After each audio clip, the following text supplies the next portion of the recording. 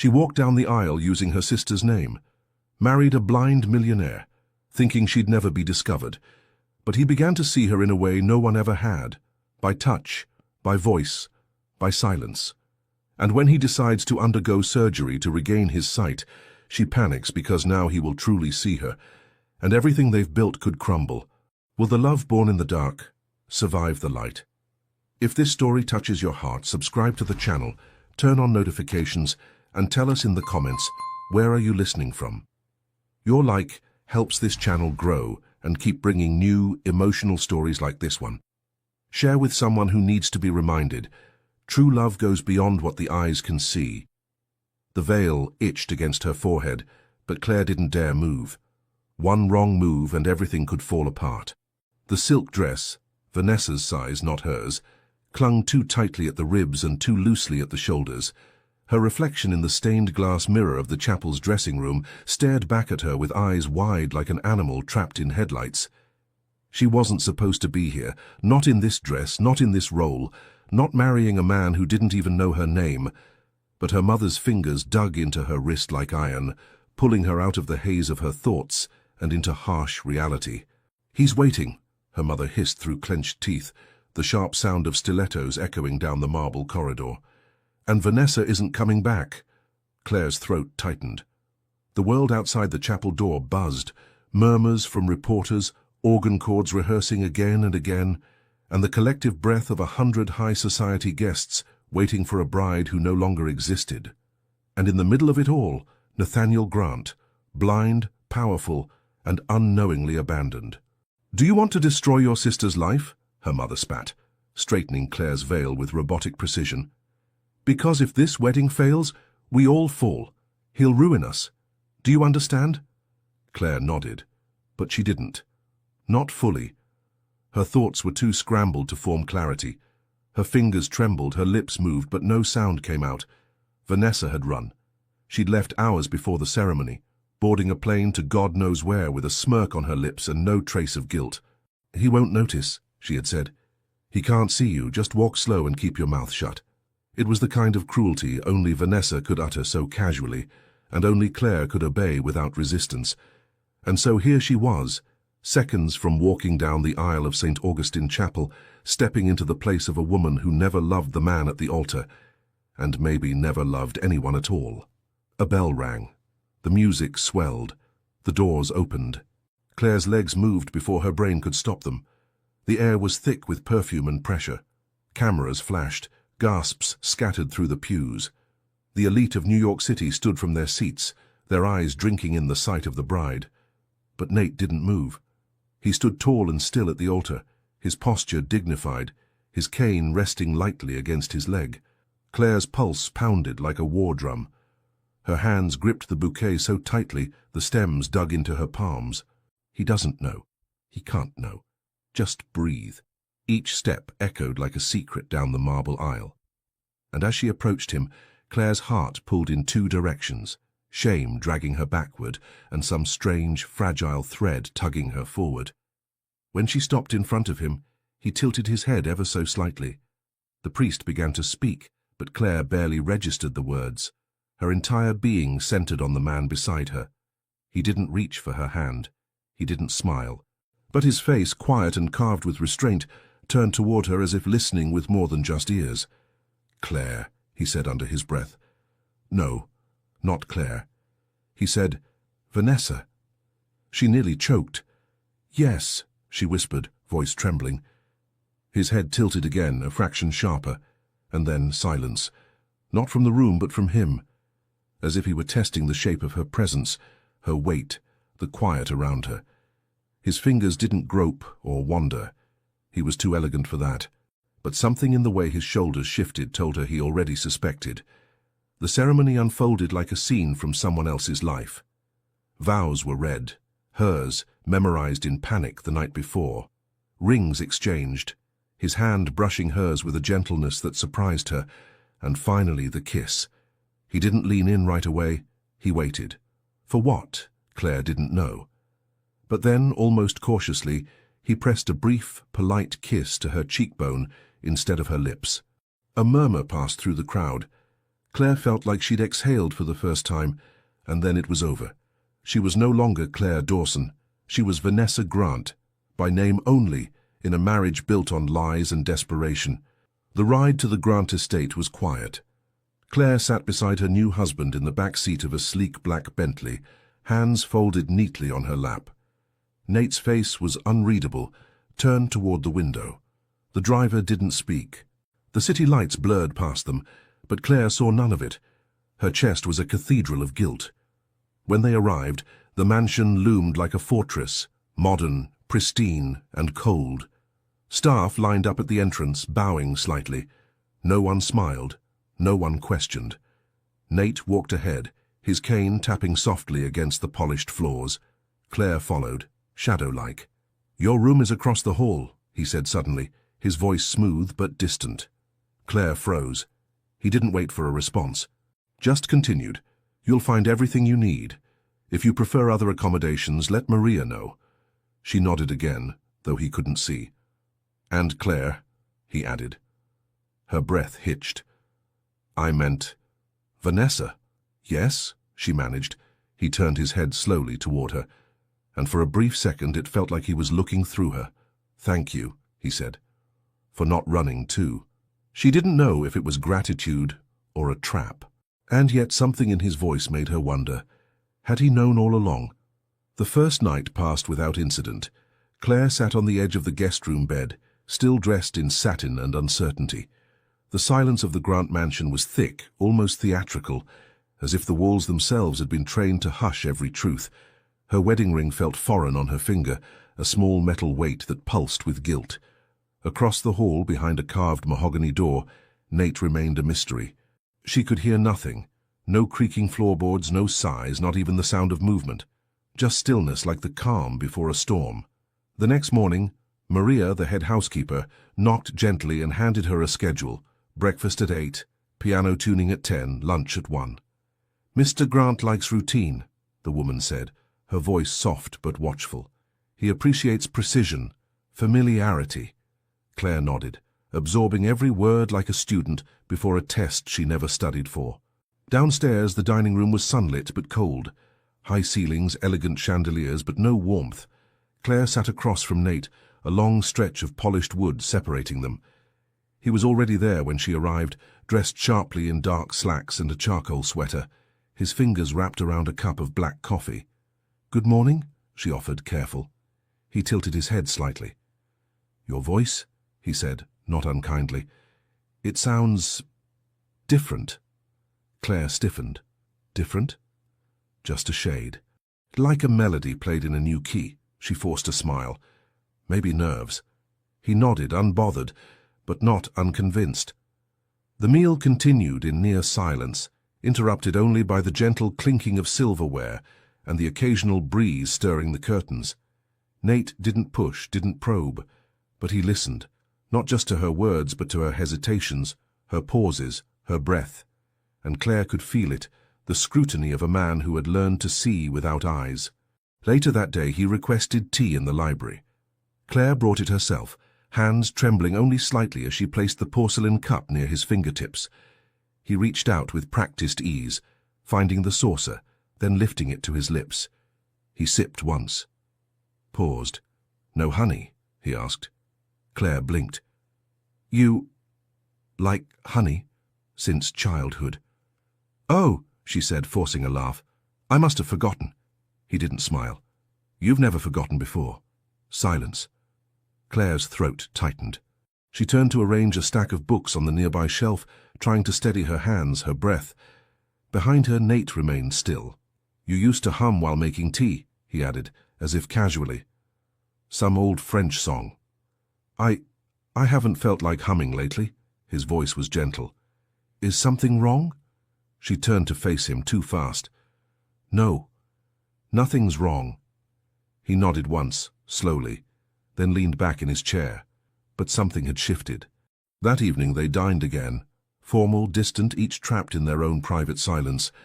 And yet Claire couldn't shake the sense that Nate was assembling a puzzle, not accusing, not confronting, just observing, storing every difference, every fracture in the facade. "You're quieter," he noted over dessert. Claire gave a soft shrug. A lot's changed. Indeed it has. The words hung in the air like smoke. Later, in the hallway, she paused outside her door. Nate's voice came from behind her, low, almost hesitant. "Do you still like Vivaldi?" She froze. Vanessa did. Claire preferred Chopin. She turned slowly. "I do," she lied. A pause. Then, "What's your favorite concerto?" Her mind raced. "Spring, from the Four Seasons." He said nothing. Only a faint smile touched the corner of his lips. Claire entered her room and shut the door, her chest tight with panic. He knew, or at least, he almost knew. But if that were true, if he had truly suspected from the first moment, why hadn't he stopped the wedding? Why did he keep testing instead of accusing? That night, sleep didn't come. Claire lay awake, eyes on the ceiling, every word she'd said playing back like a broken record. She had slipped several times, but not enough to prove anything. Not yet. And still, he hadn't called her Vanessa since breakfast. Just you. The next morning brought a soft rain and a request. Nate asked her to join him for a walk in the conservatory. Claire agreed, hoping movement would distract them both. As they strolled slowly among the tall ferns and dew-kissed orchids, Nate kept his hand near hers but never touched. He simply spoke. "Do you believe people can change?" he asked suddenly. Claire blinked. "What do you mean? Can someone become someone else, simply by stepping into a different role?" Her heart skipped. "I suppose they can," he nodded. "And what happens when the role starts to feel more real than the person beneath it?" Claire stopped walking. The air around her felt thinner. "Are you talking about me?" Nate turned his face toward her, unseeing, but strikingly present. Maybe. And then he kept walking, leaving her standing among the orchids, breathless, unsure. Not of him, but of herself. Because somewhere between pretending and protecting, between tea without honey and false answers whispered with sincerity, she had begun to forget where Vanessa ended, and Claire began. And perhaps so had he. The Grant estate was a masterpiece of architecture, all glass, steel, and manicured gardens that never dared grow out of place. Yet for all its grandeur, it felt more like a museum than a home. Every step Claire took echoed against marble floors and high ceilings. Every door she opened sighed like it hadn't been touched in years. This was her new life, the life of Vanessa Grant. At least, that's what everyone believed, except perhaps the one man who mattered. Nate. He never said it outright, but Claire felt it, in the way his head tilted when she spoke, in the pauses before he answered, in the way his fingers hovered just slightly too long over the piano keys after she left the room, like he was listening not just to the music, but to her absence. They shared meals, shared space, shared the performance of marriage, but they did not share themselves. It was a marriage of silence. At breakfast, Claire placed his coffee precisely where the edge of his right hand could find it. He nodded his thanks, but said little. She learned quickly that Nate appreciated quiet, not the kind born from awkwardness, but from control. The mansion, the staff, the schedule, all operated like clockwork. Claire, meanwhile, floated through it like a ghost trying not to disturb the living. Sometimes she caught the staff watching her, Maria, especially the housekeeper, with eyes too sharp to miss much. There was no outright hostility, only a strange mixture of politeness and caution, as if the walls themselves hadn't quite accepted her presence. And yet, Claire moved through the house with increasing familiarity. She learned which floorboards creaked near the music room, which books Nate favored and where he liked them placed, which candles helped him sleep, and which perfumes he could no longer stand. She was careful, thoughtful, but never relaxed, because every gesture she offered came with the fear of being discovered. Every word she spoke was weighed before leaving her lips. She didn't just live in Nate's home, she tiptoed through it, always one misstep away from unraveling everything. And Nate, he watched her, not with eyes, but with presence. When he walked into a room, Claire could feel it before she heard it. He moved quietly but deliberately with the grace of someone used to commanding spaces. When he asked her questions, They were rarely direct. Instead, they were layered, wrapped in politeness, like puzzles waiting for her to solve them wrong. "Did you finish the book we were reading?" he asked one afternoon in the library, his fingers trailing along the spines of leather-bound novels. Claire hesitated. Vanessa had been reading Pale Fire. She had seen the bookmark tucked in somewhere around page 40. "Yes," she lied softly. "It ended darker than I expected." He smiled faintly. "Did it?" Another trap. She changed the subject. At night, Claire sat in the bay window of her bedroom, watching the garden lights flicker to life. The room was beautiful, soft cream walls, delicate linens, fresh flowers changed every morning. But it wasn't hers. Not really.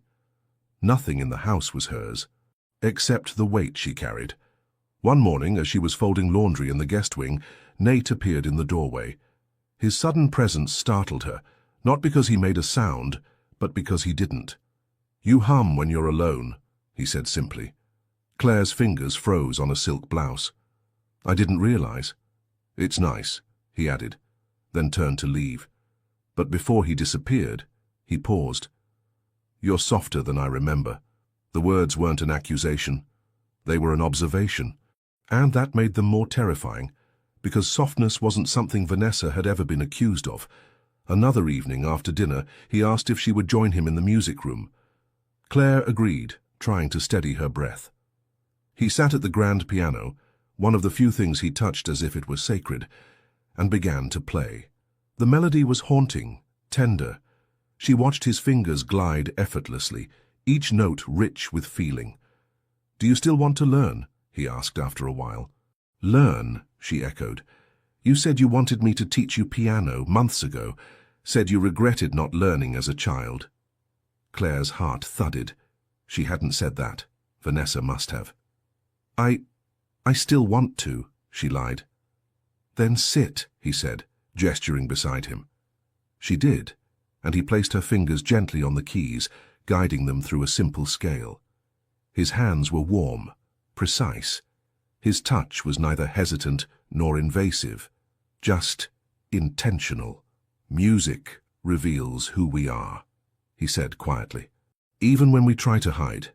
Claire's fingers slipped on a note. Nate didn't react, but she felt his awareness sharpen beside her. That night, she lay awake in bed, the phantom warmth of his hands still lingering on hers. Not in desire, not yet, but in intimacy, in scrutiny. He was getting closer, and so was she. But closer to what? To being exposed? Or to being seen? The lines blurred more each day. The walls she had built with lies were beginning to tremble, not from pressure but from the unexpected bloom of truth in small, stolen moments. When she brought him coffee exactly the way he liked it without asking. When she turned the page in his book just as he finished the last line. When she whispered goodnight, and he paused, like the sound meant something deeper than routine. This was no longer a game of deception. It was becoming something else, something dangerous, because Claire was starting to forget which parts of herself were lies, and which were beginning to feel real. And Nate, he was still silent, still calm, but Claire could feel it in her bones. He was waiting, not for her confession, but for her truth. And when it came, would he recognize her? The transformation didn't come with fireworks or grand gestures. It came in fragments, small, almost invisible, like petals falling one by one until the ground beneath them quietly changed. It began with the coffee. One morning Claire added just a hint of cinnamon, a detail she remembered overhearing from Maria. When she placed the cup in front of Nate, he took one sip and paused. "You remembered," he said. Claire tilted her head. "Remembered what?" "Cinnamon," he murmured, then added almost amused. "Vanessa never liked it." Claire's breath caught, but Nate simply continued sipping, as if the moment hadn't sliced something open between them. Then came the books. One rainy afternoon, Claire found herself wandering into the library without a reason. The air smelled of leather and paper, and the storm outside wrapped the house in a kind of cocoon. Nate was already there, seated in his usual armchair, fingertips tracing the edge of a worn Braille volume. He didn't speak, neither did she. Instead, Claire picked up a book from the shelf, The Secret Garden, one of her childhood favorites, and sat across from him. Her voice was hesitant at first, the syllables brushing softly against the quiet like feathers. When new beautiful thoughts began to push out the old hideous ones, she read, life began to come back to him. Nate tilted his face toward her. That's lovely. It's childish. No, he said, shaking his head slowly. It's hope. So she read to him. Night after night. Sometimes fiction, sometimes poetry. Once she read him a recipe from an old French cookbook, and he listened with the same reverence as if she'd recited Shakespeare. He never asked why she started doing it. She never asked if he wanted her to stop. And in that fragile space, between chapters and sips of tea, something began to grow. It wasn't romance, not yet. It was recognition, respect, and a strange, aching tenderness that neither dared name. One morning, Claire entered the music room to find Nate seated at the piano but not playing. His fingers hovered above the keys like a man holding his breath. She sat beside him without invitation, quiet, present. He didn't move. I dreamt of color last night, he said after a long silence. Not shape, not light, just color. What kind? She asked. Blue, he said softly, but not sky blue, not ocean. It was quieter than that, like something waiting to be named. Claire felt her throat tighten. Like the inside of silence, she whispered. He turned toward her. Yes. Neither of them spoke after that. The room didn't need words. Later that week, as they walked through the garden, Claire took his hand without thinking, not out of obligation, not as Vanessa would have, but simply because she wanted to, and he didn't let go.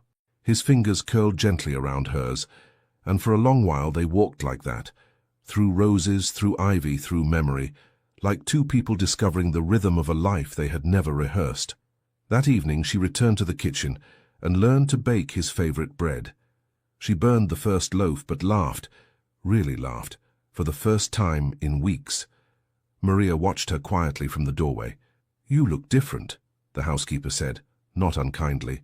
Claire turned, flour on her nose. Do I? Yes, Maria replied. More but yourself. It startled her more than she cared to admit. She had spent so long trying to be someone else that she hadn't noticed how often her real self had started slipping through.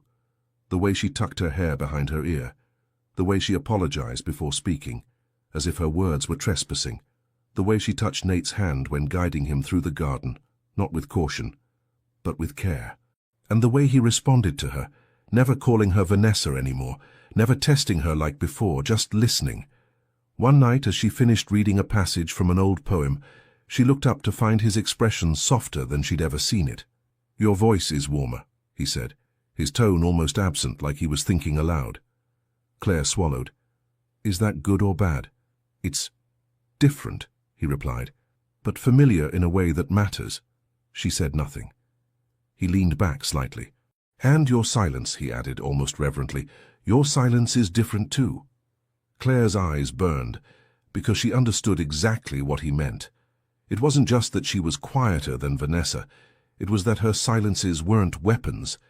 They were invitations, to be still, to be near, to be known. That night she stood in front of the mirror longer than usual. Her reflection stared back at her, not adorned, not pretending, not hiding, just her, Claire Dawson. And for the first time since stepping into the shadow of someone else's life, she didn't flinch at the sight. Something inside her had begun to bloom, not because she'd earned it or deserved it or faked it well enough, but because someone had seen her, not with eyes but with attention, with presence, with heart, and that someone was a man who couldn't see her face, but was beginning to feel her soul. The morning began like any other, or at least it tried to. The air smelled of early spring, wet earth and lemon blossoms seeping through the open windows of the Grant estate. Claire prepared Nate's coffee with the usual care, placing the sugar cube exactly where his fingers could find it. Her movements had become muscle memory. She didn't have to think anymore, and that was what terrified her. Because when something begins to feel natural, you forget it's not. Claire carried the tray to the back garden, where Nate sat beneath the trellis. the sunlight catching the edge of his profile like a memory come to life. He wore a navy sweater today, the color deepening the shadows around his jaw. A book rested on the table beside him, closed, untouched. "Your coffee," Claire said gently. He tilted his head toward her. "Thank you." She placed the cup down. Their fingertips brushed, not by accident, but with a softness that no longer needed apology. A small part of her longed to stay like that, suspended in the gentle nothingness between gestures. Instead, she sat across from him, folding her hands in her lap. "I was thinking," Nate said suddenly, voice calm as always, "how quiet things have been lately." Claire looked up. "Is that a good thing?" His lips curled in a half smile. "Sometimes silence says more than sound." She nodded. "I've always liked silence." "That's new," he replied, and lifted the cup to his lips. Claire froze. Vanessa hated silence. He didn't say more, didn't press, just sipped his coffee as if they were still discussing the weather, but Claire's pulse had already begun to race. Later that afternoon, they walked through the garden.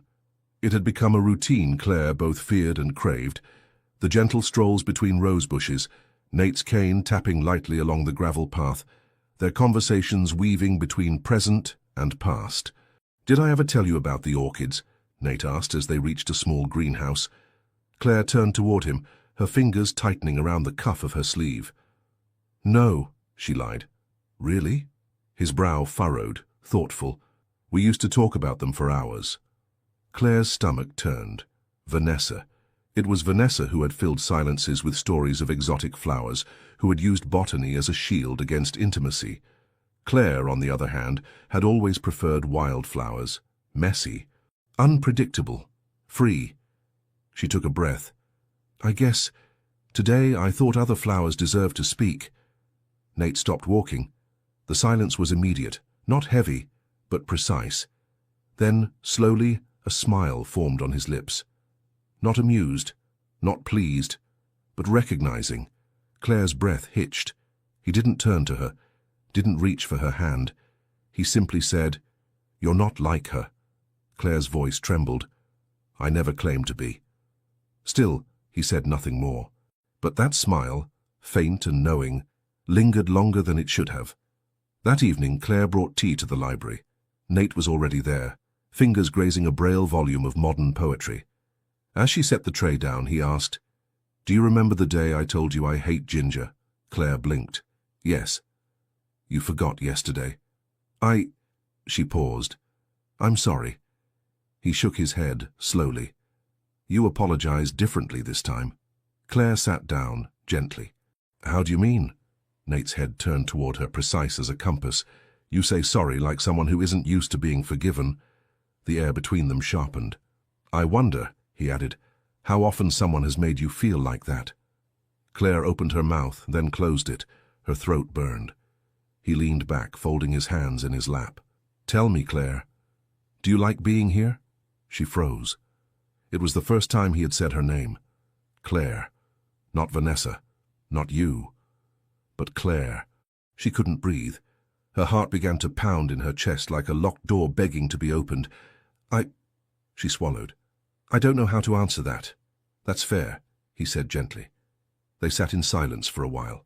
Outside, the wind brushed through the trees like a song with no melody. Then he spoke again, almost as if to himself. "Some people try so hard to become what others need. They forget to ask if they're wanted at all." Claire looked at him, her eyes stinging. "And are you?" Nate smiled. But there was sadness in it. "I've been needed my whole life," he whispered. "But I'm still waiting to be chosen." Claire stood quickly, her voice cracking. "I should go." "Claire," he said again, soft but unshakable. She turned, trembling. "You said once that you believed the soul could recognize what the eyes never saw." You were right." She didn't know whether to cry, run, or fall into his arms, because for the first time, she wasn't hiding. Not from him. And maybe not from herself. The next morning, Nate asked her to walk with him early, before breakfast, before the staff awoke, before the sun had fully stretched its arms across the sky. As they stepped into the morning dew, he spoke in a voice so quiet it nearly disappeared into the breeze. You're different from the woman I spoke to on the phone. Claire stopped walking. I knew it the moment you said my name at the altar, he continued. Not because it was wrong, but because it was careful. She looked at him, her voice breaking. Then why? He turned his face toward her. Because I didn't want to push away something. That felt more honest than anything I'd ever had. Claire felt her knees buckle. She didn't cry, not yet. But something in her heart shattered. Not from pain, but from recognition.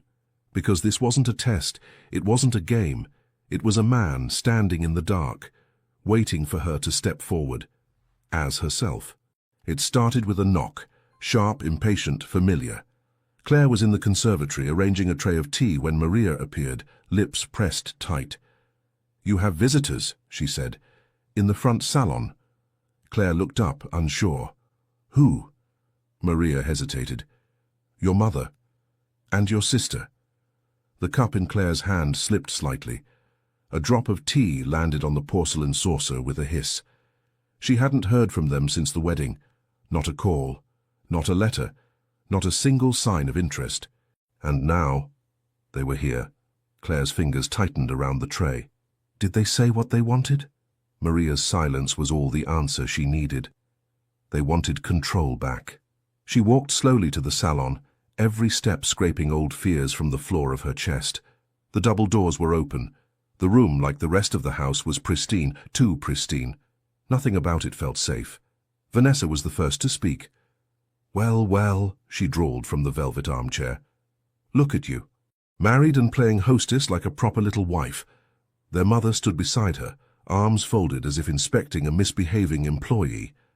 Claire stayed near the doorway, refusing to fully enter. What are you doing here? She asked, voice calm but firm. Her mother's eyes narrowed. We came to make sure you remember your place. Claire blinked. My place? Vanessa rose from the chair with theatrical grace. Let's not pretend, Claire. This was supposed to be temporary. A stunt. A fix. You were never meant to actually stay. Claire said nothing. Vanessa walked slowly around her, circling like a lioness with a limp. Do you know how humiliating it was to see the headlines? Reclusive billionaire marries mysterious bride. I left, and suddenly you become Cinderella. What kind of joke is that? Claire turned to face her. I didn't ask for any of this. No, Vanessa said coldly. You took it. You slipped into my life like a parasite and got comfortable. I was trying to protect you, Claire snapped, louder than she meant to. You ran, you left everything burning behind you. Vanessa's eyes flickered. Their mother stepped in, voice sharper than glass. It doesn't matter why she ran. What matters is that you're overstepping now. You've done your part. Time to step aside. Claire felt her pulse thudding in her neck. Step aside, she echoed. Yes, her mother continued, before Nate finds out the truth. Before you ruin everything we've worked for. Claire took a breath. He already knows. The silence that followed cracked like lightning through the room. Vanessa's mask slipped. Just a fraction. You told him? I didn't have to, Claire replied. He saw me anyway. Their mother scoffed. He's blind. No, Claire said quietly. He just sees differently than you ever have. Vanessa laughed, sharp and bitter. You're delusional if you think he actually wants you.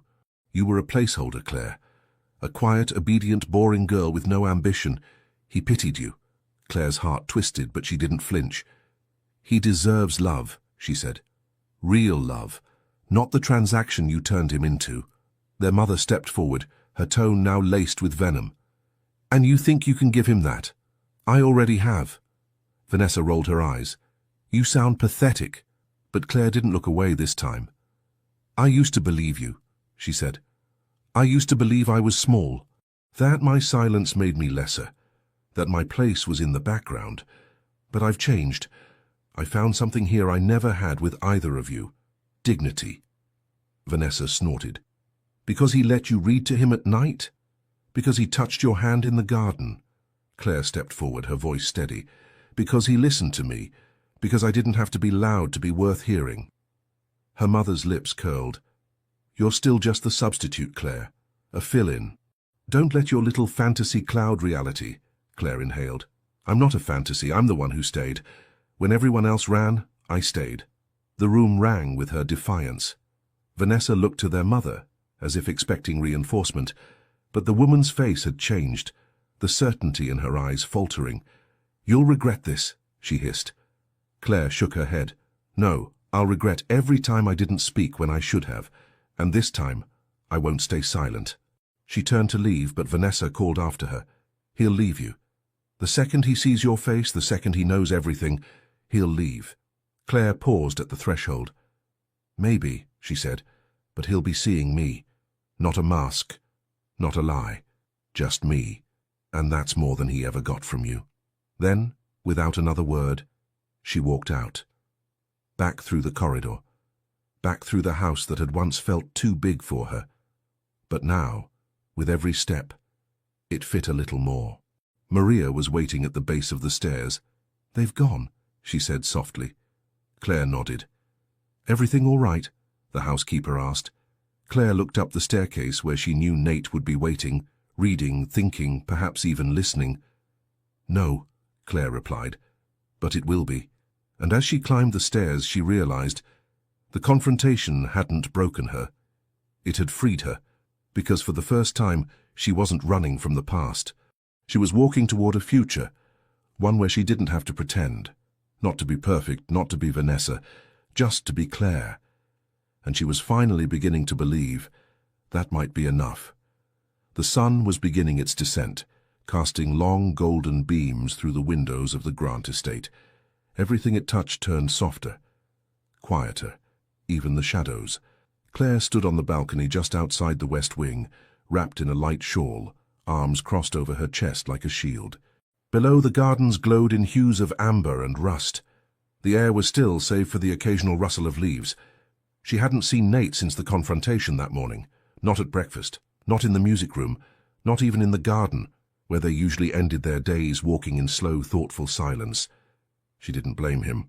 Even if he had known the truth, or pieces of it, something about hearing it confirmed, about the way her family had appeared like ghosts demanding her silence back. It changed things. Exposed something raw. She leaned on the balcony rail, eyes blurry with unshed tears. The weight of it all pressed on her ribs, the lies she carried, the truth she was finally beginning to hold, the terrifying vulnerability of loving someone who might never fully forgive her. She wasn't Vanessa, and she never wanted to be. But would that be enough? The glass door behind her slid open quietly. Claire didn't need to turn. She knew it was him. She felt it, in the way the air shifted, in the stillness that followed, in the pulse that fluttered in her throat. Nate stepped onto the balcony slowly, his cane tapping softly until it met the railing. He stood beside her, not touching, not speaking, just present. Together, they stared into the setting sun. For a long time, neither said a word. Then, softly, Nate asked, "Do you ever wish you were someone else?" Claire's breath caught. Her fingers tightened against the iron railing. She turned her face slightly toward him, the golden light warming her cheek. "Every day," she whispered. His jaw flexed, but his expression remained calm, unreadable. He nodded slowly. "I used to wish I could see. Not the world, exactly. Just faces." "Why?" "Because faces tell stories words don't. And I always wanted to know if people meant what they said." Claire swallowed hard. "And now?" Nate tilted his head slightly. "Now, I'm not sure I trust faces anymore." She blinked away the sting in her eyes. He turned toward her. "But your silence, it's honest." That sentence, so quiet, so devastating, unraveled something in her. She looked down at her hands. "I'm tired of pretending." He reached out, searching. She took his hand. It was warm, steady, real. "I wasn't supposed to stay," she said, voice trembling. "It was all a lie. I told myself I'd walk away before it got this far. Why didn't you?" Claire looked up at him, her heart aching. "Because you started listening to me like I mattered. And somewhere between all the pretending, I did." He was silent for a long moment.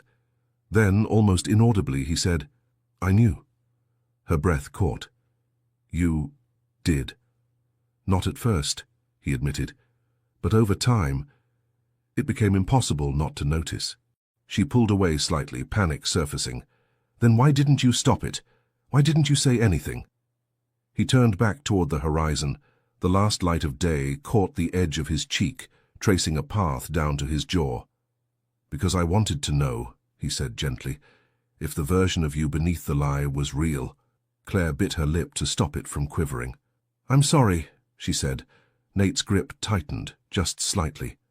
Don't be, he whispered. You're the only thing in this house that hasn't felt fake. Tears slipped silently down her cheeks. She wiped them away with the back of her hand. I never meant to fall in love with you, she confessed. Not like this. Not under these circumstances. And yet, he said softly, you did. She nodded. He turned his face toward her, and though his eyes couldn't see, they held more clarity than she'd ever known. Do you know what scares me most? He asked. Claire shook her head. That if one day I do see again, I won't recognize you. She stepped closer. If that day ever comes, she said, voice cracking, I'll be right in front of you, and I won't hide. A pause. Then, quietly, he whispered, Promise. I promise. The wind picked up slightly, brushing against them like a breath held too long. She rested her head against his shoulder, and for the first time in weeks, maybe months, she didn't feel like an intruder in her own life. Just a woman in love, with a man who had seen her even in darkness.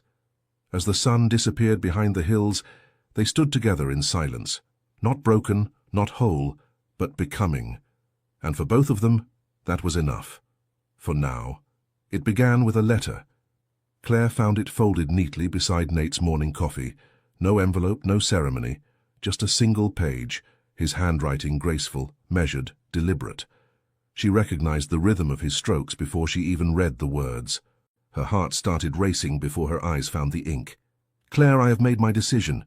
Dr. Malkoff in Zurich is willing to attempt the procedure. It's not guaranteed, but I have to try. I leave in 3 days.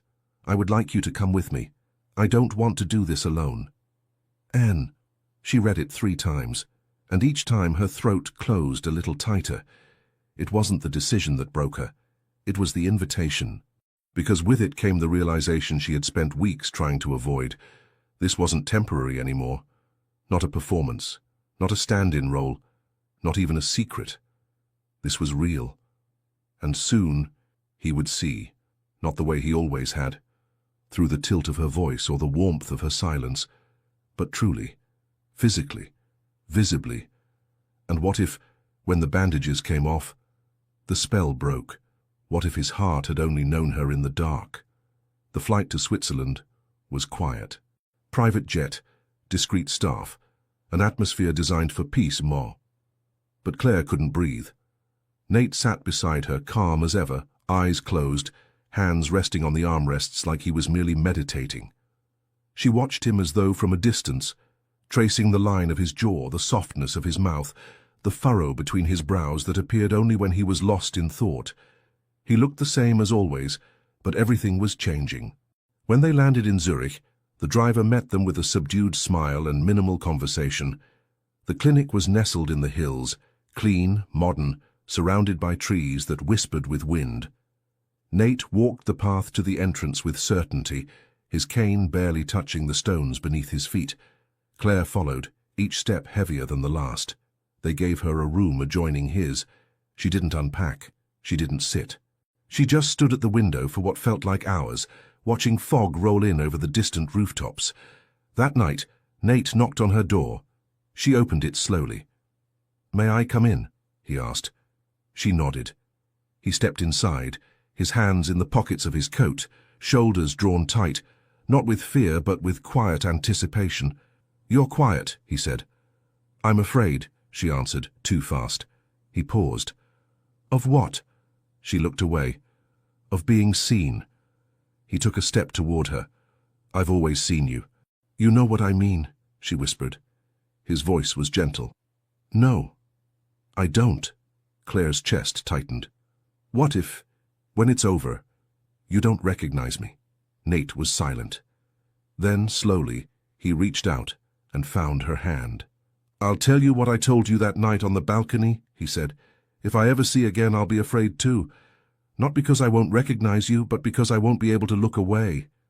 Tears filled her eyes. I'm not perfect, she said. He smiled. Good. I'm not Vanessa. Thank God. Her breath broke. I'm me. He squeezed her hand. That's the only reason I asked you to come. They didn't kiss. They didn't touch beyond the warmth of fingers entwined. But that night, Claire sat beside his bed long after he fell asleep, listening to the rhythm of his breathing, memorizing every line of his face in the dim glow of the lamp, as if preparing for the moment when everything might change. The surgery took 3 hours. Claire paced the waiting room like a woman unraveling. Maria had called that morning, asking gently if she was all right. Claire couldn't answer. She hadn't slept, hadn't eaten. Her palms wouldn't stop sweating. What if the surgery failed? What if it worked? Which was worse?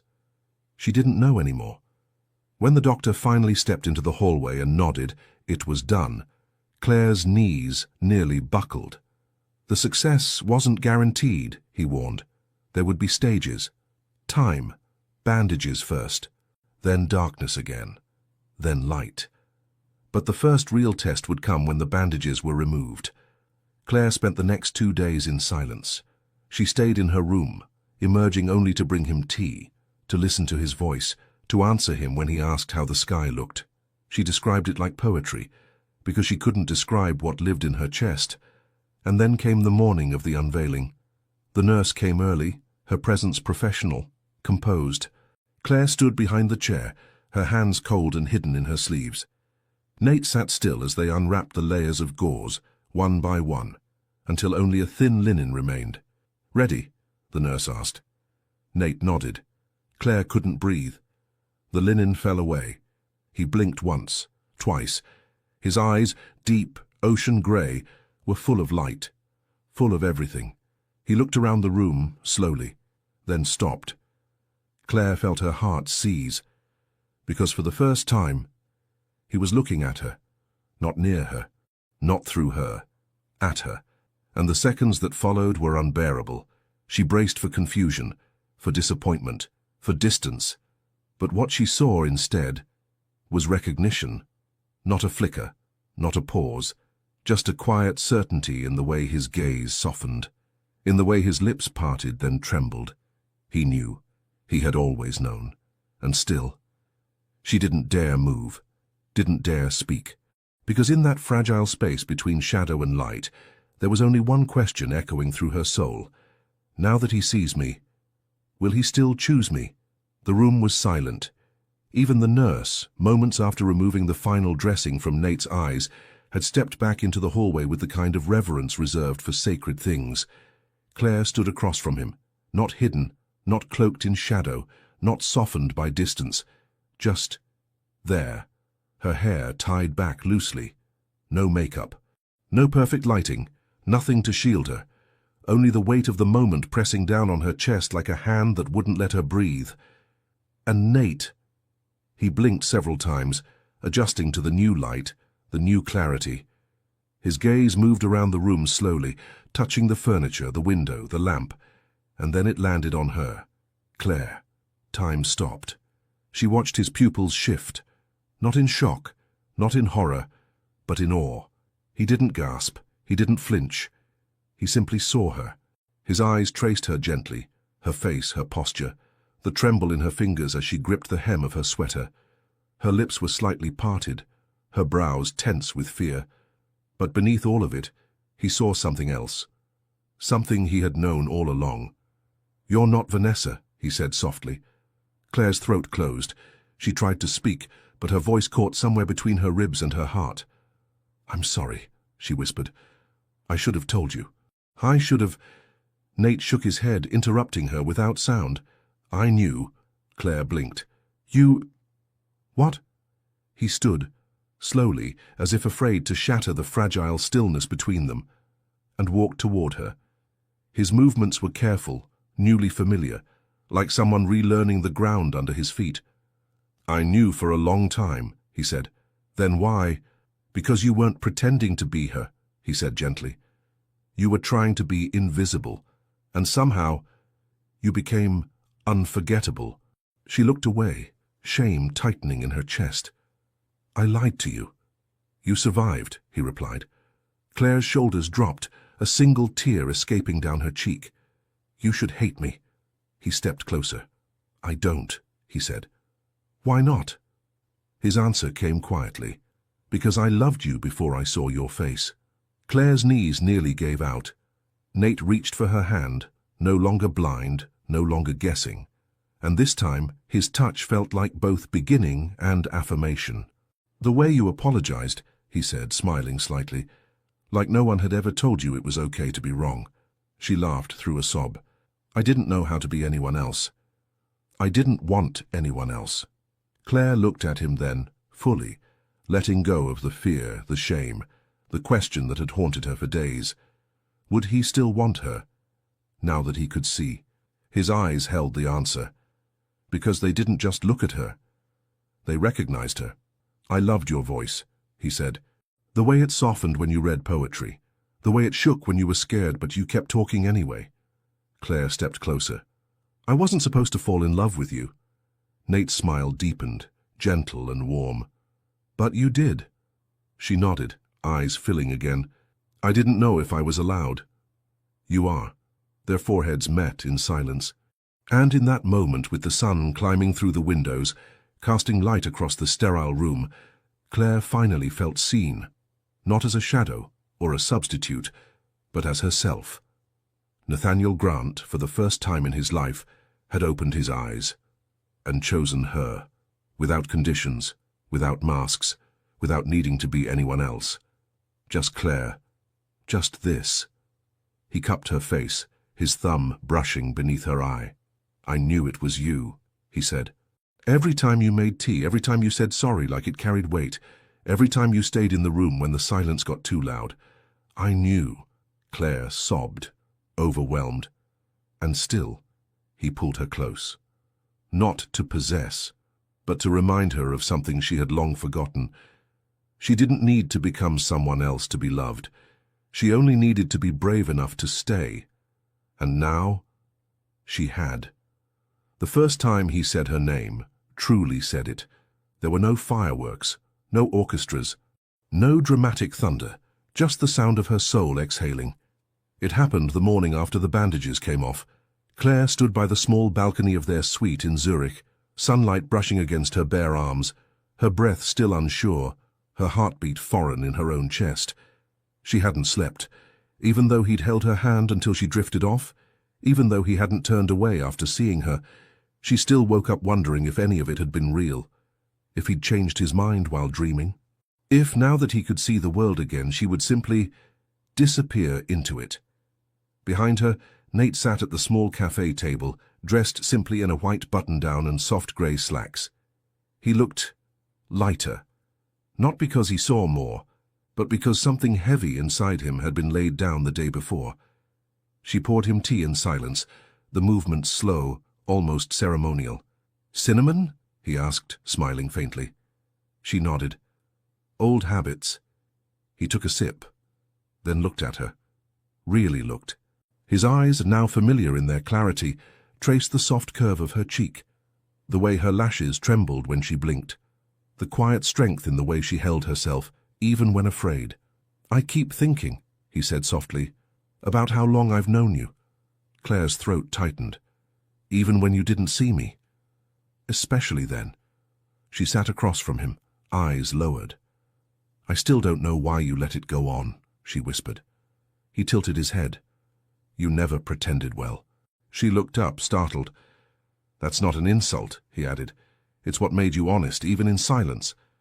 Claire looked away, blinking hard. Nate leaned forward, resting his elbows gently on the table. "You were never her," he said. "Not even for a second. I tried to be." "I know," he said, "but your heart got in the way." A long pause. Then, in a voice that felt like sunlight touching her skin, "Claire." She stopped breathing. Her name had never sounded like that before. Not clipped, not scolded, not dismissed, but honored. It fell from his lips not like a label, but like a truth that had finally found its voice. She looked at him, and in his eyes there was no doubt, no anger, no judgment, only recognition. "Claire," he said again, softer now. "That's who I saw. Every time you said something you thought didn't matter. Every time you stayed up reading to me just to fill the dark. Every time you let your silence speak louder than the lie." She reached across the table, her fingers trembling. He took her hand in his. "I thought," she said, "that if I was honest, I'd lose everything." "You didn't," he replied. "You found it." She laughed, wet and broken and relieved all at once. "How are you so sure?" "Because you're still here," he said, "and I'm still looking at you." Her breath hitched. "I keep thinking," she whispered, "that I don't deserve this. That maybe I only got here because someone else ran. But you stayed," he said, "and loving someone when it's easy is nothing." His voice deepened. "You loved me in the dark." She lowered her gaze, overwhelmed. He stood then, walking around the table, and knelt in front of her. Not as a performance, not as a proposal, but as a choice. A declaration. His fingers found her chin, tilting her face toward his. "I don't care what brought you here," he said. "I care that you chose to stay." Claire couldn't speak. He leaned in, brushing his lips to her forehead, soft as silk, warm as promise. "You're not the woman I thought I'd marry," he said. "You're more." Then he whispered again, this time close to her ear. "Claire." The sound of it undid her, because in that single word she felt everything shift. She was no longer a shadow, no longer a stand-in, no longer an imposter in her own story. She was seen, named, claimed, not out of desperation, not out of pity, but because someone had looked beyond what the world expected and found her. She buried her face in his shoulder, sobbing softly, not from pain, but from release. He held her close, steady, whole, and in the quiet morning light, two people, once strangers bound by deception, began again. Not with lies, not with fear, but with a name, and the choice to say it. Again, and again, and again. The mountains were quiet in a way cities could never be. Not silent, not empty, but deeply peacefully alive. The kind of quiet that whispered instead of shouted. The kind that let you hear your own heartbeat again. It had been nearly a year since Zurich, since the bandages had fallen, since Nate had spoken her name with the kind of reverence that rewrites a life.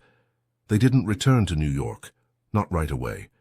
They needed something slower, simpler, something that didn't echo with old voices, expectations, and polished lies. So they found it, not in marble or wealth or headlines, but in the folds of Oregon's wooded hills. A center called the Touch of Light. It was a modest place, born from Nate's vision, the one he carried even before the surgery. A space for healing, for listening, for learning to see in every sense of the word. They bought the land together, built the foundation brick by brick, with calloused hands and hearts that still flinched in places. And when it was finished, they didn't just open the doors to others. They stepped through them themselves. Claire, now 26, guided children with visual impairments along the lake paths. She taught them to trust their feet, their hands, their instincts. But mostly she taught them to trust silence, because she knew what it felt like to be unseen and what it meant to finally be felt. Every afternoon, they gathered under the sycamore tree by the water. She'd read to them, poems, fairy tales, even music lyrics. Her voice had softened over the months, grown steadier, not because she feared less, but because she had accepted the trembling. Nate taught music, not just piano, but sound.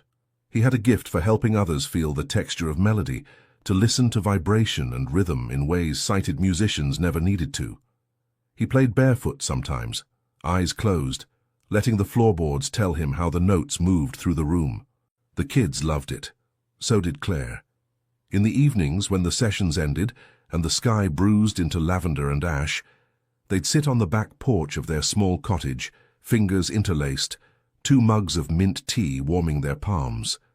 Sometimes they talked, sometimes they didn't, and it never mattered, because the silence between them no longer held fear, only space.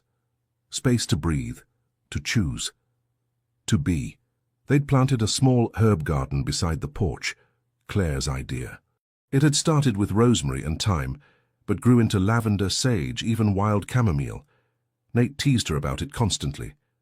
"You name every plant like they're your children." "I trust them more than most people," she'd reply, smirking. "I'm standing right here." "Exactly." Their laughter, once rare and hesitant, now came easily, freely, sometimes in waves that left them breathless. They no longer tiptoed around old ghosts, but they didn't pretend the past hadn't happened either. "One rainy night," Claire had whispered. "Do you ever think about her?" "Vanessa?" he'd asked.